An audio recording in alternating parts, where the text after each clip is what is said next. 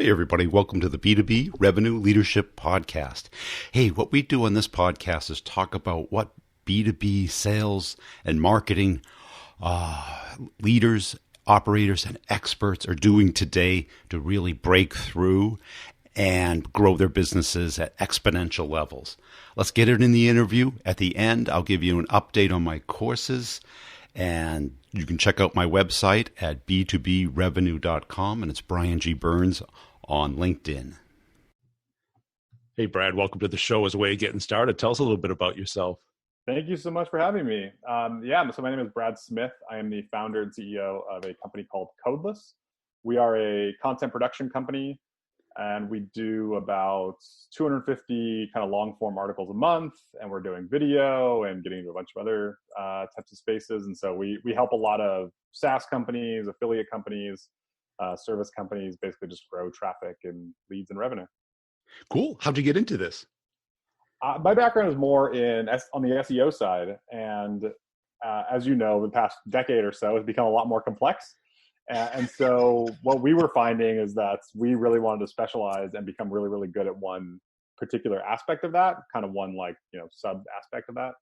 And so we started focusing on content almost accidentally, in that I was writing for a lot of big marketing sites just as a way to get recognition and try to promote the other services that we were providing at the time. And that kind of snowballed, where I started writing for one big site like Adespresso, and then another big site like WordStream came along, and then another one like Kissmetrics came along, and then everyone was asking me to write, and my personal bandwidth was shrinking. And then I wised up and said, oh, there's probably this demand here. There's probably this need here where a lot of these big companies now need a very specific type of content that performs really well for them and makes a lot of sense for them, and then we can make kind of like a business out of it. So it kind of started out almost accidentally, and then it's grown a lot kind of since then, strategically. Cool. And you have a passion for writing, or? Yeah. I don't write as much anymore, unfortunately, but I always did. I always thought it was. I think I became pretty good at taking complex subjects and then explaining them in kind of like an interesting, easy to follow way. Yeah. And I always thought it was fun to inject personality into it too, and to inject sarcasm and dumb inside jokes, and just try to take something that's usually so boring and mundane and technical and make it fun and interesting. And that seemed to really resonate with people. And that made me feel good. When people like what you do, it's more fun to do. So. Cool. And how has this space changed? Because I've seen it, it ebbs and it flows, and the platforms change and the formats change. The listicles have kind of got burnt out, I think. Hopefully. Yeah. So it's changed a lot. We, go back 15 years ago or whatever, and there wasn't any content. And so people were saying, oh, you just need to create any kind of content and you'll get found. And today that world is a lot different. It's a lot more formalized. The competition is a lot savvier. There's a lot more money in it. So the lengths that you typically go to have to be a little more extreme too. So where maybe even 5 years ago, you would work with like one content creator, or you could kind of write the stuff yourself, and it could be 500 words, and that's evolved a lot. So now you need multiple people involved. Like our team has subject matter experts who are the writers, plus editors, plus copy editors who are checking for grammar, plagiarism, plus designers, plus account managers. So all of a sudden, it's definitely more of like a team-oriented approach, where for us, we tend to go a lot longer than most people. We tend to also do a lot more volume for some people. And then, as I alluded to earlier, we're introducing more stuff all the time, like other media types like video, audio, into the actual content we're already doing. So it's the actual content deliverable is becoming a lot more complex in a way, but hopefully a lot more useful to like the end person who's reading it or consuming it. Yeah, because that's what I found. It depending on your market, depends on the format that they consume. Yep. I do a lot with marketing and salespeople. Salespeople, it's almost 100% audio. Yep. If it's not audio, then if you wrote a book, they're going to either listen to it or browse through it. They're not going to really read it. Totally. But then, software engineers or executives want to read. Yep. Are you finding correlations between like profiles and formats? Definitely. Yeah. Executives also don't have time for a webinar, for example, right.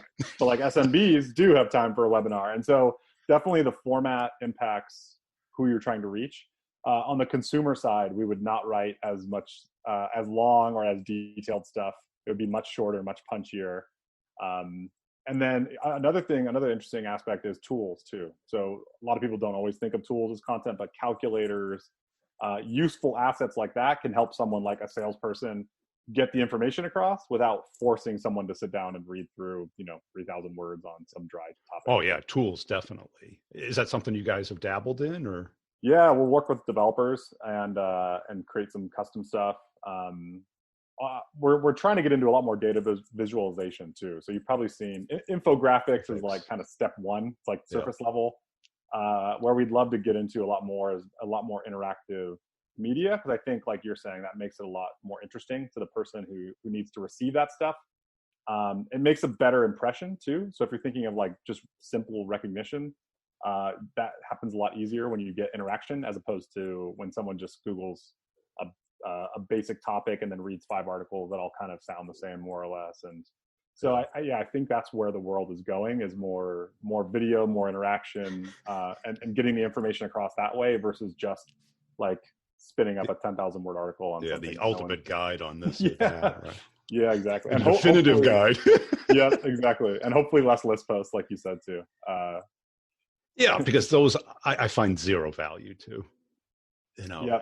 I find the only way you make those interesting today is if you're doing something compelling with the information. And so I know a friend of mine runs growth at this one company called Candor, and they put together this huge and the same content formats we've been doing for decades now.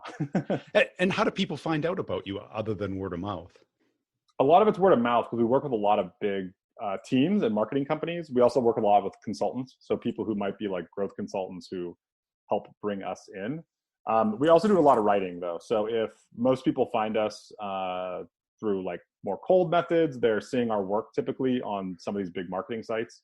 I've personally written for pretty much like every big marketing site in the space. And so that's usually how people are finding us, through, if they're already looking for anything around marketing content and where it's going and how it's evolving. Typically you'll run into us somewhere. and how can you tell if it's a good match? Because, there's all kinds of schools. You get like the people who say, just hire a journalist grad who can't get a job. Yep. And they just copy everybody else's definitive guide and listicle. And they have no domain experience whatsoever. And it's just really just, rewording somebody else's stuff. For sure. Yeah, I'm not a huge fan of that approach. We work with subject matter experts. So a lot of people we work with are, if we're hiring someone to talk about commercial real estate, that person probably practices commercial real estate. And so they're almost doing it as a side project. We've hired marketing writers who write full time now, who actually ran paid campaigns for people in the past. And so depends a little bit on the space that you're in, but I find it's often easier to take a subject matter expert and pair them with a writer even, or help them understand basic writing concepts, because a lot of times the content that a company needs, that a business needs, it doesn't have to read like an amazing narrative from the New Yorker. No, it doesn't. It needs to get across simple ideas. It needs to convey a message. It needs to connect to a call to action. It needs to like be a lot more kind of basic or fundamental from the writing aspect. So I like to do subject matter experts. And then depending on the company and their approach, sometimes in-house people work better, sometimes agency work better, sometimes freelancers work better. I think there's pros and cons of each of those approaches. So it kind of depends a little on everyone's scenario. And when can you tell that it's just not a match? If they all they care about is cost, or they just... Yeah, pretty early.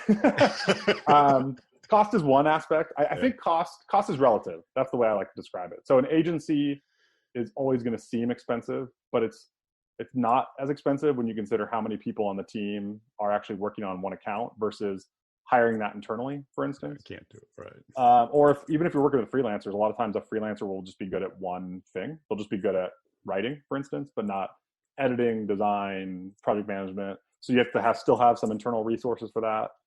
A freelancer might top out at 2-3 articles a week, whereas an agency could scale up a lot higher. And so cost is relative in that if you're getting the value for what you're paying, then it's usually a good deal no matter which bucket you're putting it in. Also, too, the type of writing I've seen. So for us, a lot of the writing we do is very performance focused. And so we tend to work better with like SEO people or growth people or people who are focused on like revenue and results versus some people who are looking for copywriters or more brand writing. Tends to be a lot more about like capturing brand voice, style, a lot more intangibles that are tough for an external agency or external people to immediately understand without, living and breathing in the company. So style of writing is a huge thing I've seen too. Yeah. And who is the point of contact at these companies? Is it the CMO? Is it the content manager? Is it demand gen? For us, it's usually demand gen or CMO. Demand gen sometimes falls under like growth, sometimes falls under product, sometimes falls under SEO, depending on the company and how they're set up. We deal with, and then usually our point of contact might be someone lower, someone managing more of like this blog or this type of content. But usually the person signing off on the budget is someone a little higher. Yeah. And what are they looking for? Is it typically a blog, or is it more of an ebook? Is it more a strategy? A little strategy for sure. Sometimes companies might have that already. Sometimes they have people in house who can do that. Otherwise, we usually pick up the slack. So sometimes it's collaborative where we say, hey, give us this initial direction of where you're looking to go and these initial topic ideas. We'll go do the extra research and actually figure out what the potential is, which things are too competitive, which things you should be able to compete for, where there might be some low-hanging fruit to go back and optimize or improve. And generally for us, again, it tends to be a lot of at least blog or on-site content. So it doesn't have to be content that lives on a blog per se, but it's typically content that lives on a website that's going to impact SEO. So that's always kind of like the underlying thing, because in that sense, content should be an asset. And so it should be something that you're able to invest in. There's a payback period.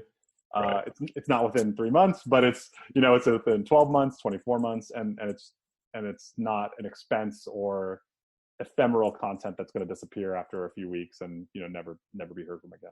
Yeah, because that's the big mistake I see is people make it like the news instead of evergreen. Yep. And then you just get on this treadmill of having to put out 3 posts a week, and they're very current and they just expire. Yep, right. For sure. And that happens too, even with places like LinkedIn now, especially in the B2B space, where people are spending so much time and energy creating content just for LinkedIn, which is good. But in an ideal world, that stuff should be based on existing content assets you already have that live somewhere else. Yeah. And you're able to just repurpose the same messaging, same themes. It should decrease the cost and time to create that stuff, but it should also then relate back to what you want people to do eventually, which is to fill out a engage with it, sign up. Exactly. Yeah. Like otherwise, the risk you run with something like it's LinkedIn content is no different from Facebook content, Twitter content, AOL content back in the day where you have brand pages.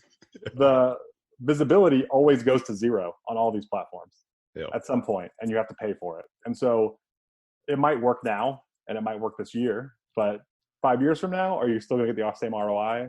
No. Well, that's it. Because if you're not, on that wave has probably crashed you right now. Yep.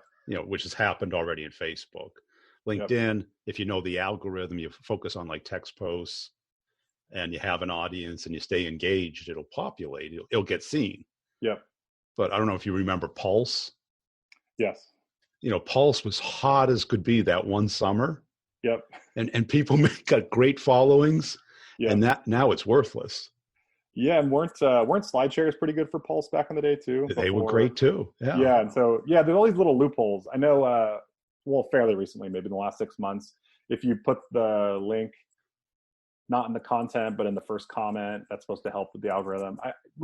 You can do these little tricks for only so long, right. And ultimately, at the end of the day, you should still explore them.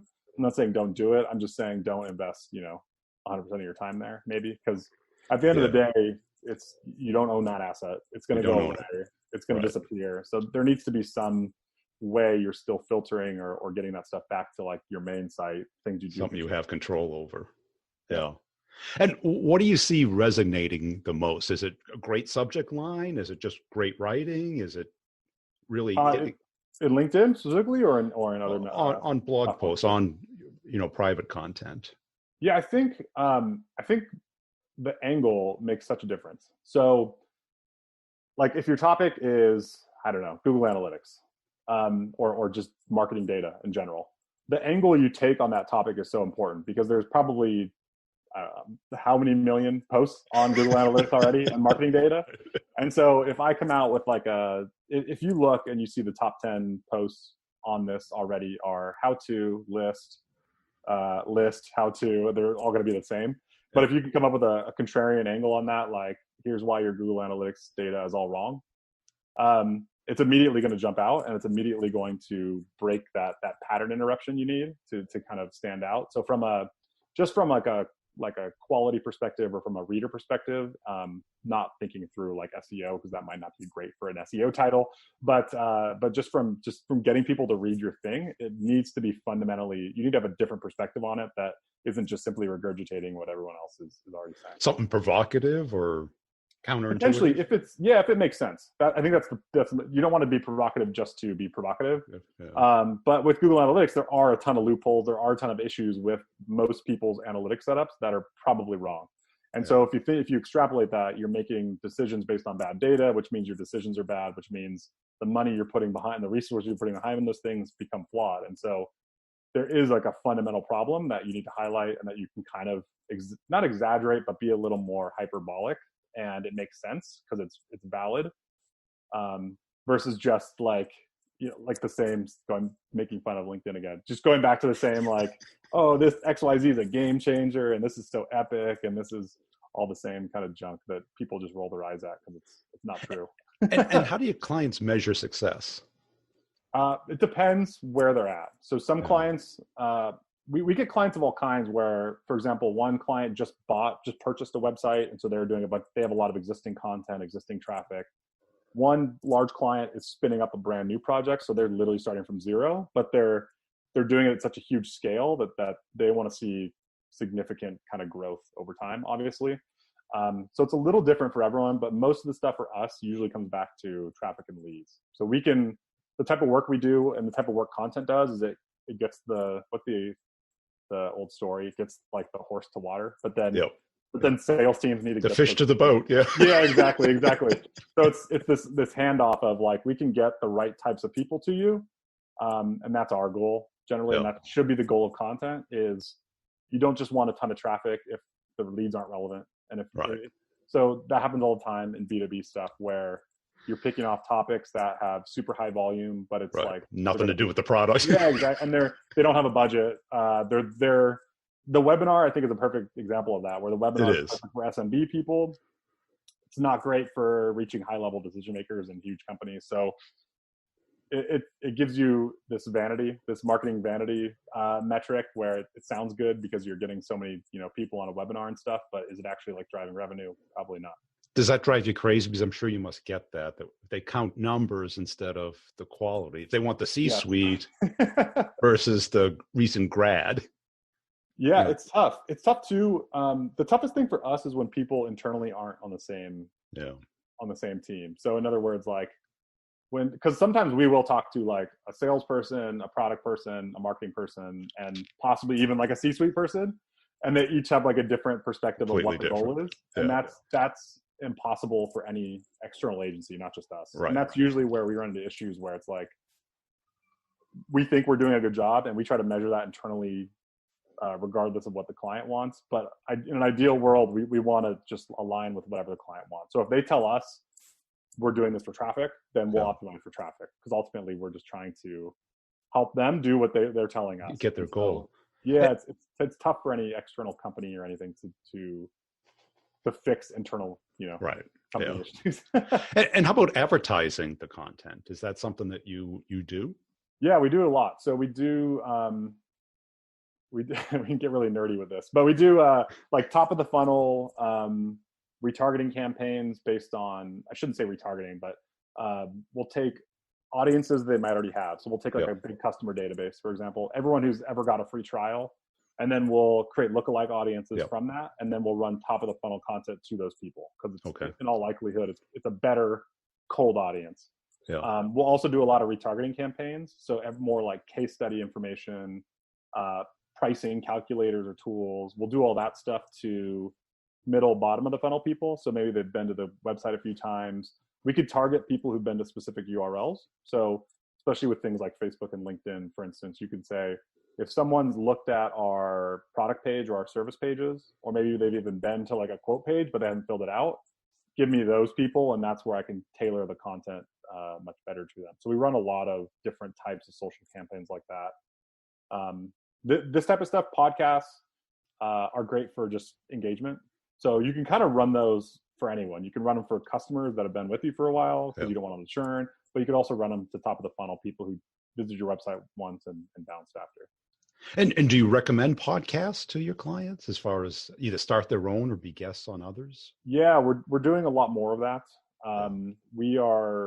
We're trying to set it up in such a way where a lot of companies will kind of almost outsource a lot of the creation to us. And so we're trying to set up in such a way where we can either interview their people and turn that into something, or even use the content. So if we write 3,000 words on something, we should be able to internally turn that into design assets, audio assets, video assets. And so that's another next kind of level that we're working towards and trying to help other people work towards is you don't always need 10,000 articles on a website. You might need 100, but you need to make those 100 really, really, really good. And so the way you do that is by layering in all these other things and then being consistent in your messaging. So if you have 100 core concepts and you're going to guest somewhere, you're going to write articles on columns for different websites, they need to all relate back to those same themes that you're pounding over here on your site. Yeah, because I always find it weird what marketing people will spend money on and what they won't. Yeah. Where they'll spend a fortune on a webinar and get 500 people, but then you have a podcast that has 10 or 100 times the audience, where know, like, and trust is already established and a habit is already established. And they go, I don't know about podcasts. It's like, what's the difference? Yeah, it's one you can ask questions at and the quality sucks, and the other one is quality's good and you can't ask questions. Yeah, I could talk about this forever, but I feel like the world is becoming more receptive to the idea of spending money on content, and I always relate it back to the asset concept or idea, because what commonly happens in marketing is that people will try to not spend a lot of money on the original content asset, but then they'll have to spend a ton of money on advertising and promotion because the content is so bad.